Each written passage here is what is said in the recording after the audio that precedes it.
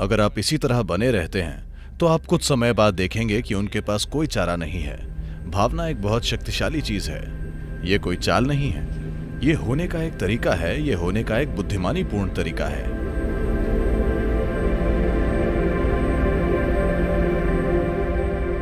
सद्गुरु, क्या आप हमें सद्भावना बनाने और बोध को संभालने के बारे में कुछ बता सकते हैं? तो सद्भावना कैसे बनाई जाए? मैं एक चोटी की कंपनी के लिए एक कार्यक्रम कर रहा था। वो वाकई दुनिया की सबसे बड़ी बहुराष्ट्रीय कंपनियों में से एक है। वहां के चोटी के 25 अधिकारी 2 दिन के कार्यक्रम में बैठे थे।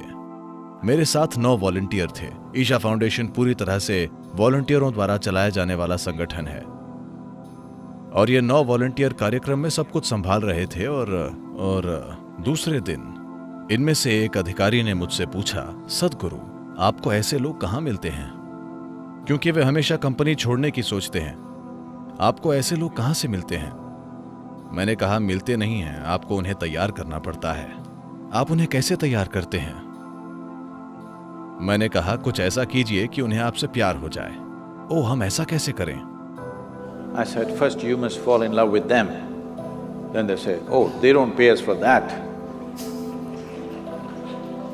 So that's all it is. मैंने कहा, पहले आपको उनसे प्यार करना पड़ेगा। फिर वे बोले, ओ, उसके लिए हमें कंपनी पैसे नहीं देती। तो पूरी बात यही है।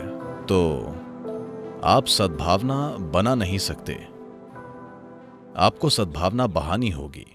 अगर आप इसे हर किसी को देते हैं तो ये कई तरीकों से आपके पास लौट कर आएगी, पर आपको इसकी चिंता नहीं करनी है कि आपके पास वापस आती है या नहीं। यही आपके जीने का तरीका होना चाहिए, इसे होने का तरीका होना चाहिए, ताकि आप स्वाभाविक रूप से हर किसी को अपनी हर उस चीज में शामिल कर लें जो आप हैं। कुछ उत्तर देंगे, कुछ उत्तर नहीं देंगे, और ये ठीक है, ये उनका चुनाव है। लेकिन जहां तक आपकी बात है, कोई विकल्प नहीं है। आप हर किसी के साथ प्रेम में पड़ गए हैं। उनके लिए वे फिर भी चुन सकते हैं, लेकिन कुछ समय बाद वे अपना चुनाव खो देंगे। उनके पास कोई विकल्प नहीं बचेगा। अगर आप इसी तरह बने रहते हैं तो आप कुछ समय बाद देखेंगे कि उनके पास कोई चारा नहीं है। शुरू में वे ऐसे बर्ताव करेंगे जैसे उनके पास विकल्प है, लेकिन थोड़े समय बाद उनके पास कोई विकल्प नहीं बचेगा। तो सद्भावना बनाने की कोशिश मत कीजिए।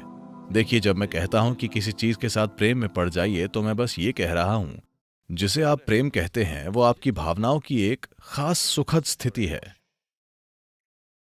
भावना एक बहुत शक्तिशाली चीज है। हालांकि लोग हर तरह की तार्किक बकवास करते हैं, फिर भी दुनिया इंसानी भावनाओं से संचालित है। हाँ, क्या ऐसा नहीं है?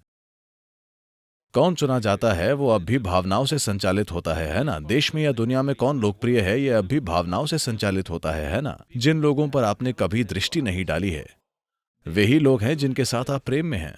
कृपया देखिए। हाँ, आप अमिताभ बच्चन को या तेंदुलकर को या ब्रैड पिट या किसी और को, शायद एंजेलिना जोली को देखते हैं। माफ कीजिए। आप उन लोगों के साथ प्रेम में हैं जिनको आपने कभी नहीं देखा है, क्योंकि आपकी भावना की प्रकृति यही है। तो भावना एक शक्तिशाली साधन है।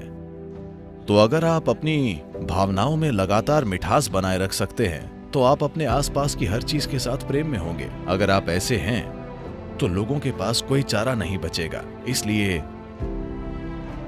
ये कोई चाल नहीं है, ये होने का एक तरीका है, ये होने का एक बुद्धिमानीपूर्ण तरीका है। क्योंकि वे आपके प्रेम में पड़ते हैं या नहीं पड़ते हैं, आपका जीवन बहुत सुखद और मधुर होगा। कोई आपसे प्रेम करता है या नहीं, उससे कोई फर्क नहीं पड़ता। बात सिर्फ ये है कि आप प्रेम में हैं और आपका जीवन बहुत सुखद बना देता है। So goodwill, there is no trick to build goodwill.